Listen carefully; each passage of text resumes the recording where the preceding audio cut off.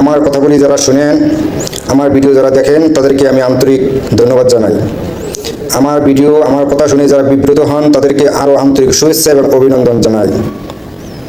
আমার প্রত্যেকটা ভিডিওর মূল বিষয়বস্তু সাধারণ মানুষ, অর্ধ শিক্ষিত এবং শিক্ষিত লোকের বোঝা অত্যন্ত কষ্টকর, তারা বিভ্রান্তি মনে করে।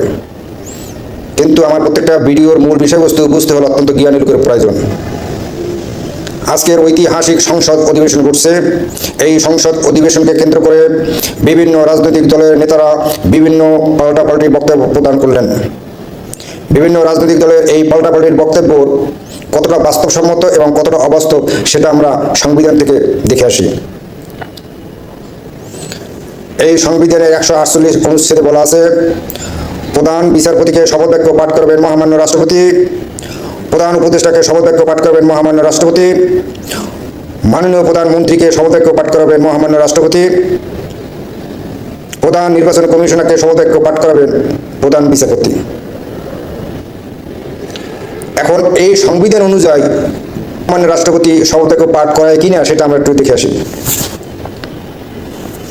মহামান্য রাষ্ট্রপতি এই প্রধান বিচারপতিকে শপথ বাক্য পাঠ করালেন, মহামান্য রাষ্ট্রপতি প্রধান উপদেষ্টাকে শপথ বাক্য পাঠ করালেন, মহামান্য রাষ্ট্রপতি মাননীয় প্রধানমন্ত্রীকে শপথ বাক্য পাঠ করালেন, প্রধান বিচারপতি প্রধান নির্বাচন কমিশনারকে শপথ বাক্য পাঠ করালেন।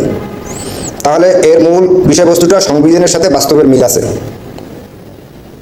কিন্তু প্রশ্ন হলো, এই অত্যন্ত গুরুত্বপূর্ণ তিনজন ব্যক্তিকে মহামান্য রাষ্ট্রপতি শপথ বাক্য পাঠ করালেন, তাহলে নির্বাচন কমিশনারকে শপথ বাক্য প্রধান বিচারপতি পাঠ করালেন কেন? এর কারণ হলো 2024 সালে 8ই আগস্ট অন্তর্বর্তীকালীন সরকার গঠিত হওয়ার যে আদেশ, সেই আদেশটা প্রধান বিচারপতি আপিল বিভাগের 6 জন বিচারপতিকে নিয়ে আদেশ প্রদান করেন। যেহেতু প্রধান বিচারপতি অন্তর্বর্তীকালীন সরকার গঠিত হওয়ার আদেশ জারি করলেন, সে কারণেই তিনি এই প্রধান বিচারপতি প্রধান নির্বাচন কমিশনারকে শপথ বাক্য পাঠ করালেন। তাহলে সংবিধানে যেভাবে উল্লেখ আছে সেই উল্লেখ অনুযায়ী বাস্তবে শপথ বাক্য পাঠ করলেন, তাহলে সংবিধান এবং বাস্তবতার মিল আছে।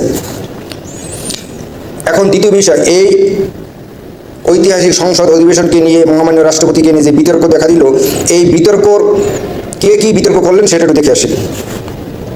প্রথমত দেখবো ইসলামের নেতা, তিনি কি বলেন একটু শুনি। আমরা মনে করি রাষ্ট্রপতির ভাষণ দেওয়ার কোনো অধিকার নাই, স্বৈরাচারের দোসর। 2 নম্বরে শুনবো এনসিপির নেতা মোহাম্মদ সাহেবের কথাটা, দেখি তিনি কি বলেন। কোন ফ্যাসিস্টের দোসরের বক্তব্য শোনার জন্য 12ই মার্চ। 3 নম্বরে শুনবো বিএনপির স্থায়ী কমিটির সদস্য বর্তমান স্বরাষ্ট্রমন্ত্রী সালাউদ্দিন সাহেবের কথাটা।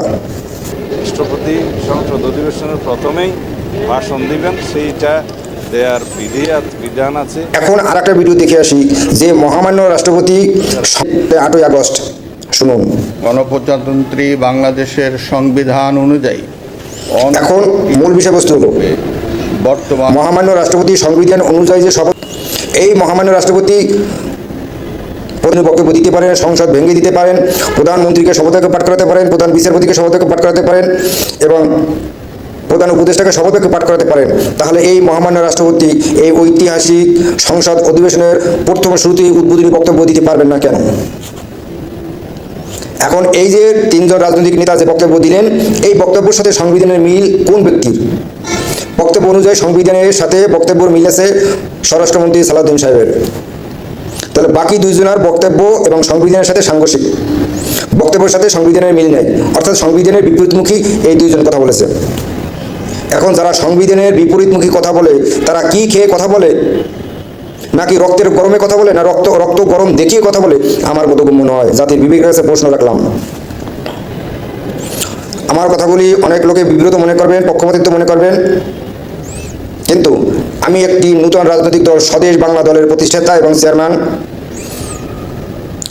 আমার সবসময় নিরপেক্ষ, সত্য এবং বাস্তব এবং ডকুমেন্ট সহকারে কথা বলতে হয়। কোরআনে বলা আছে, আল হাক্ক দরুইন, হক কথা নিতান্ত ইতি এবং করা। সত্যি কথা অনেকের স্নায়ুতন্ত্রে হিট করে, কিন্তু সিটির এই বাটপাড়ি প্রতারণামূলক কথাবার্তা অত্যন্ত মধুর লাগে। সেই মধুর লাগানো কথাবার্তা আমি একটা দলের প্রতিষ্ঠাতা হিসেবে বলতে পারি না।